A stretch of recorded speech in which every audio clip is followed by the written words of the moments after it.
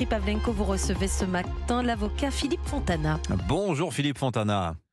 Bonjour Dimitri Pavlenko. Bienvenue sur Europe 1. Philippe, vous êtes spécialiste entre autres du droit des étrangers. Vous êtes l'auteur de La vérité sur le droit d'asile, livre paru l'an dernier aux éditions de l'Observatoire. Nous vous avions reçu sur Europe 1 à l'époque. Alors, question très directe ce matin, Philippe Fontana. La suppression du droit du sol va-t-elle vraiment alléger le fardeau migratoire qui écrase Mayotte? Est-ce qu'on peut vraiment supprimer ce droit du sol à Mayotte et même au-delà pour tout le territoire national?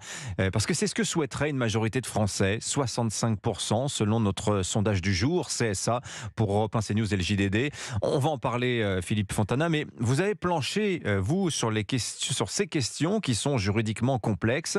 Commençons par Mayotte. C'est quoi d'abord la règle du droit du sol là-bas, puisqu'elle déroge à la règle nationale? Comment d'ailleurs c'est possible d'avoir une exception mahoraise au droit français qui ait moins de droits là-bas qu'ici? Alors c'est très récent, hein. C'est une initiative d'un député et d'un sénateur mahorais, et donc la règle du droit du sol a été changée par la loi de 2018, mais ça a été changé à la marge puisque la personne n'acquiert la nationalité française à sa naissance à Mayotte que si l'un de ses deux parents était en situation régulière sur l'île seulement depuis 3 mois.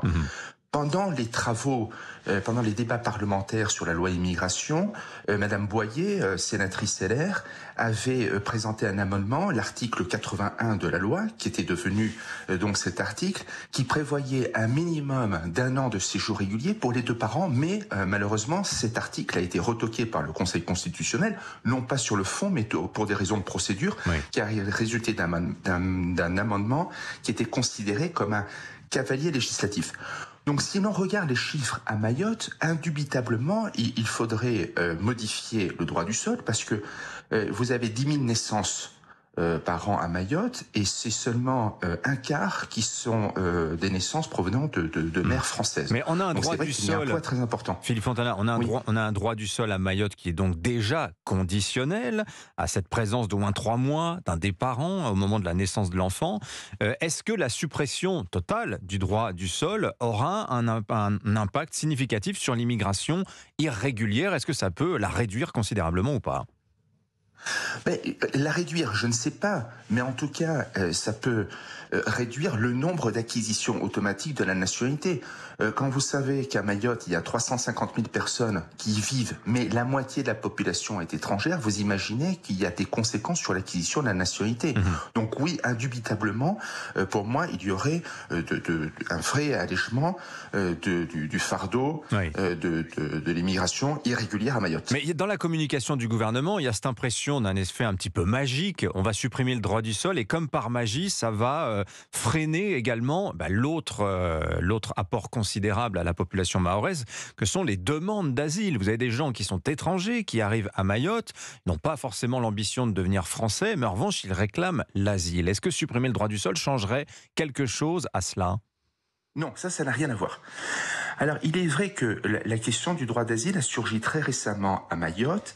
Et c'est d'ailleurs l'étincelle qui a mis le feu aux poudres, puisque les Mahorais ne supportaient plus la présence soit de demandeurs d'asile, soit de réfugiés, c'est-à-dire ceux qui ont obtenu l'asile de la part des autorités françaises au stade de Cavani.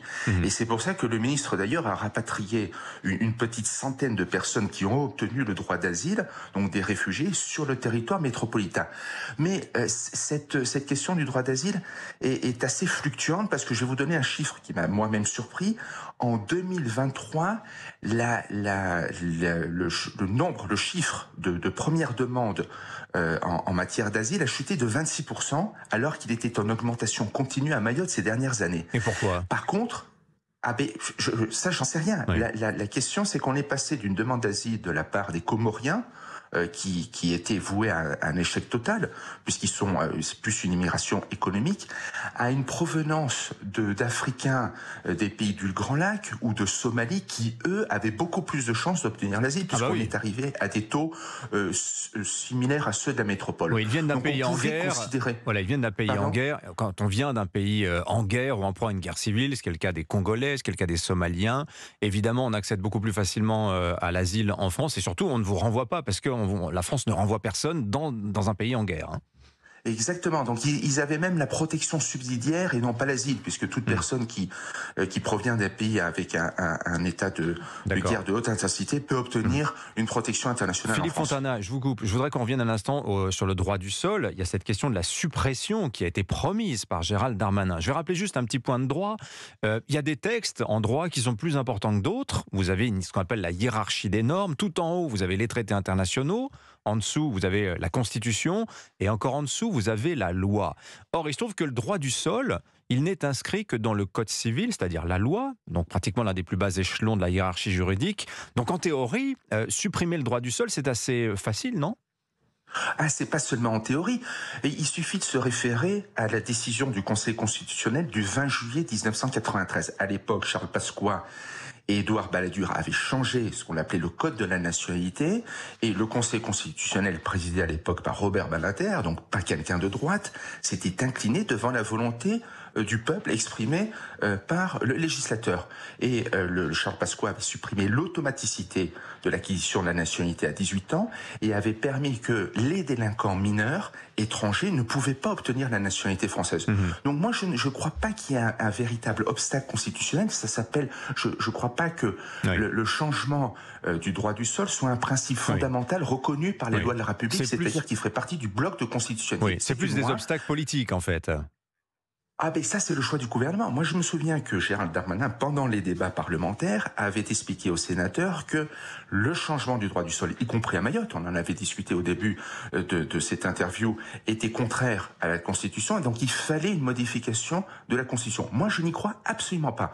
Donc je pense que le gouvernement, s'il veut vraiment aller vite, il peut déposer un projet de loi. D'ailleurs c'est dans l'article 34 de la Constitution qui prévoit que le Parlement est compétent pour modifier les règles de la nationalité. Donc je ne vois pas qu'est-ce qui pourrait imposer au gouvernement de présenter un projet de loi constitutionnel. D'ailleurs, ça serait un instant de vérité. Si le Conseil constitutionnel censure, sait-on jamais, eh bien dans ces cas-là, le gouvernement pourrait demander une modification de la Constitution. Mais commençons par une méthode simple, et adaptons-la en fonction de la position du Conseil constitutionnel. Merci Philippe Fontana. Intéressant, vous nous dites ce matin, il n'y a pas forcément besoin de modifier la Constitution pour supprimer le droit du sol. On n'avait pas entendu ça jusque-là. Merci de l'avoir dit ce matin sur Europe 1, Philippe Fontana. Je rappelle le titre de votre livre, La vérité sur le droit d'asile. C'est paru aux éditions de l'Observatoire. Bonne journée à vous.